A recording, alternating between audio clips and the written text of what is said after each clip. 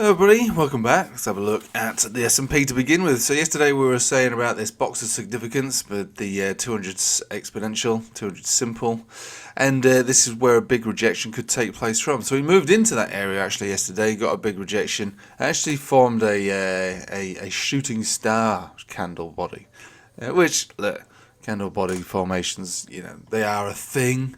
They're not normally a big thing for me, but they are a thing.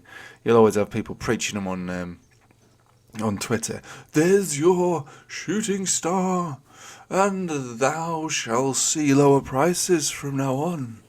But we've ricocheted already, sort of big bounce already. So fine.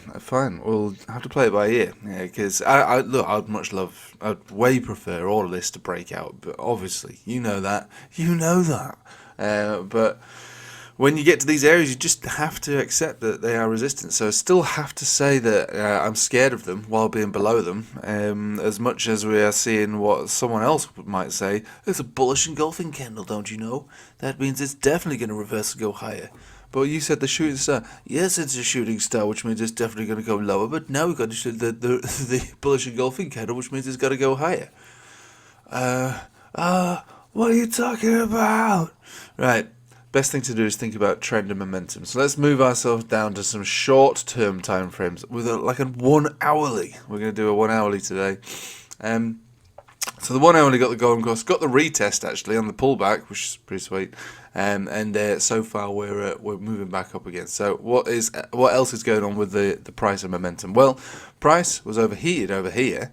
It's still obviously working on some significant bear div on the 1 hourly. So yeah, that's reasonable to imagine we do pull back down to 5,500. I know I'm only talking about boring S&P. Let's move it to a 4 hourly, a bit more of an intermediate time frame. Right. So okay, so this is another decent setup for the bulls. We've got a trend signal here, which was confirmed. Yes, well, the last 8 hours. We've got incoming golden cross 200s. Simples and exponentials, which they do like to be retested, I have to say. So maybe we see a bounce into those again. Maybe we do, maybe we don't. But we do have the golden crosses. They're confirming in the next 5 minutes. So by the time you've watched this video, they'll probably be there.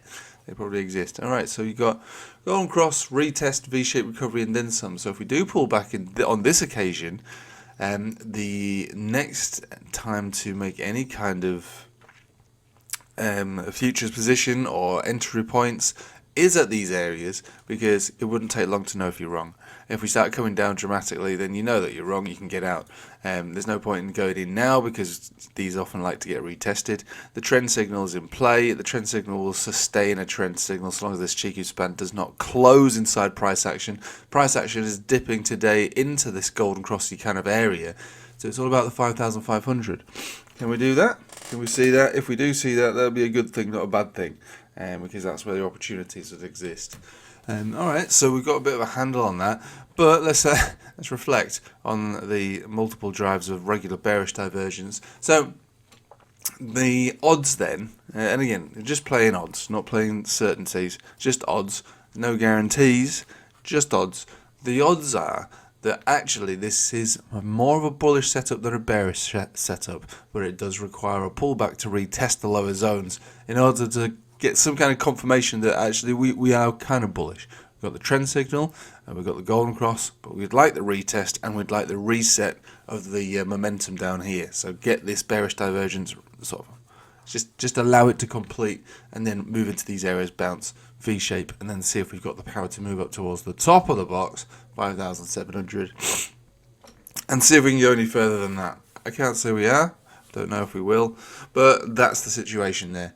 Bitcoin obviously benefited from all of this as well, as you'd expect, because, you know, as we were saying, you know, Bitcoin was the better setup. Altcoins also on the 4 hourlies, much better setups than your average stock. So the beauty about this is that if the stock market can continue with this kind of setup, we should be looking for continuation on crypto, because crypto has the better setup. Pump signal obviously was generated about a week ago. We've been pushing this resistance. We have now broken the resistance, and the next area Well, other than the 97,400 where we're wicking around at, really, which is not a nothing area, it's this area here. This is basically these candle bodies from back over at this area. And the next area on the list, $101,000, baby. That's alright, I'll take a bit of that. Ethereum still pushing onto that resistance. Again, yeah, weak really compared to the others. At this point, we have completed the golden cross, which is fine. So you've got two golden crosses similar to the S&P. Perhaps you look for a pullback into them, 1,775 or maybe 1,700 flat. Look, these are the setups of the day. You know, it doesn't mean that they have to materialize. This is just the setups of the day. XRP obviously got the golden cross, lost the Bollinger Band. Maybe we move back down into this $2.17, $2.10. You know, you take your pick. They're all out there for you to see. It's up to you which one you want to choose. The 4 hourlies give the opportunities. We were doing the Patreon stream, weren't we, on Wednesday, you know, we were navigating our way through all these altcoins. They've all got similar setups. Some of them are not that good. The majority of them on the 4 hourlies look a little bit like this. Some more sturdy than others. Some of them are actually pretty strong. CRV, from what I remember, was a pretty strong setup. But you know, no altcoin is created equal. They're all slightly different, which is why I suggest you join the Patreon. The beginning of the month is always the best time to join. It's only £7.50 a month, 2 live streams a week. Rah, rah, rah, rah, rah. All the links in the description below.